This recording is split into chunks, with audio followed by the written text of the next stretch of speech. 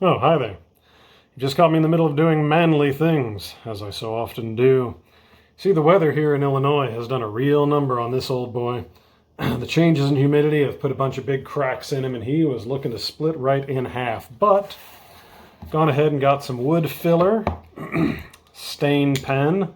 Hopefully it's the right color. I'm going to go ahead and try it on this shim before anything else, even though this is a little more porous and slightly lighter color. We'll see what we can get out of it. And I've got some finishing sandpaper. We'll see if we can get him fixed right up.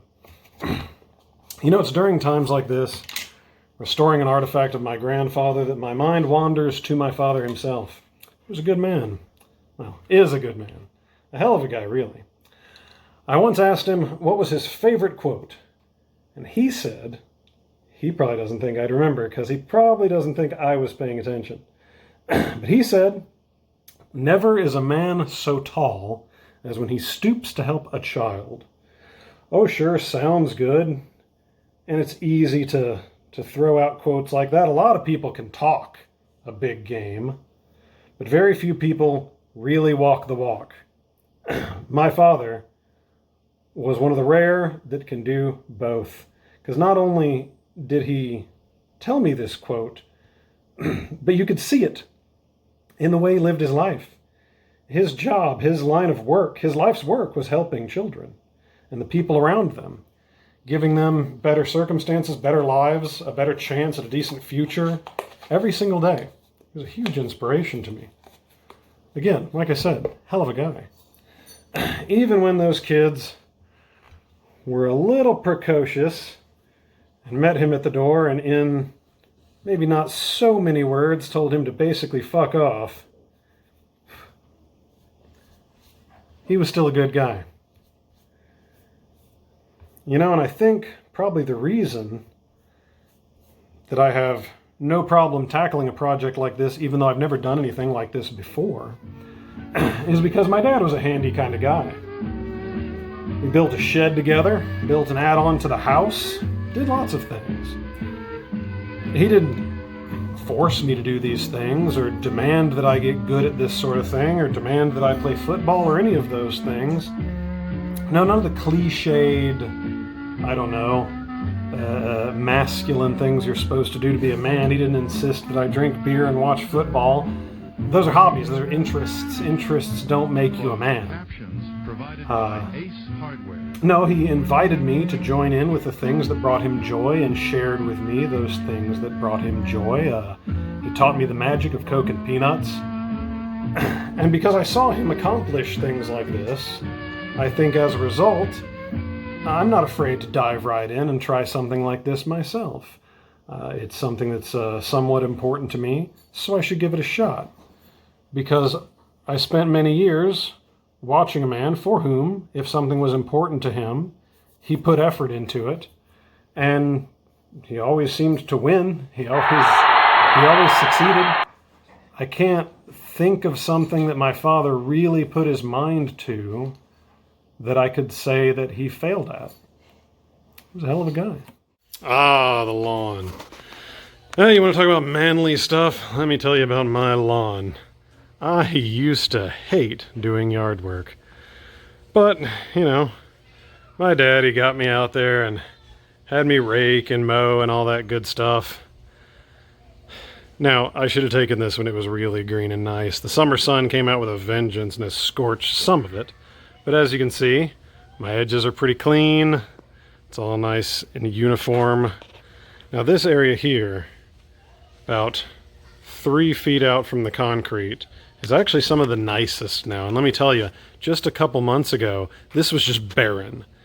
Grass couldn't survive because we were getting a lot of rain, a lot of moisture, but the sun was never really hitting that part. In fact, it's the healthiest now because the sun's not scorching it. It's scorched, nice and green, but the sun was just never on here because of the angles of everything, so it just stayed wet all the time. But I came through and I tried to do what I could. I raked really hard to pull off some of the dead foliage and root systems and crap that was kind of holding down the top of the soil. You can still see some remnants I missed, all that brown stuff right there. I cleared away a whole lot of that stuff. And then I actually went around and I punched a bunch of holes in the ground to actually aerate and help with the drainage, help with the drying of the area. And sure enough, in no time, it has just bloomed up in beautiful grass that these dumbass dogs are eating. Wednesday, stop eating the grass. Good girl. But yeah, you know, just another manly thing that Dozer. Dozer, stop eating the grass. Dozer, don't you go back for seconds. And put a whooping on your ass. Boy, just tell you another story about my dad. He gets it in his head that he wants to learn to play the banjo. Don't ask me why. But he decides he's going to learn to play the banjo. Turns out it's no mean feat. The banjo, it looks difficult to learn. Most musical instruments are. I've tried to pick up a couple, no success. I got nowhere. It's long hours and long practice. And this one requires a certain physical dexterity and all sorts of calluses and just crazy stuff. It's not for me. And throughout this long, arduous process, there's no guarantee of any great reward except that he wants to do it. He wants to learn how to do it. It's a thing he'd like to be able to do. And so he just sticks with it. And the people around him, myself, most of all, were not supportive of this. I would leave the room, the building, make noises about it. I didn't want to hear any part of this thing, but it's something he wanted to do. It's something he wanted to learn. It's a direction in which he wanted to grow. And he sat down and plugged away and put in the long hours, and he got super good at it and can compose his own songs and crazy stuff like that. Whether he realizes or not, just because I don't have a huge appreciation for that particular instrument, it's massively impressive. And he did the same thing with computers once. Computers were an emerging technology, and he was an old-fashioned guy and basically middle-aged at the time. It wasn't especially normal or inviting for older men to just suddenly pick up everything there is around computer technology. But it was something that interested him, and he threw himself into it, and suddenly he was the expert among all of his friends. He was the one, you know, trying to fix things for everybody.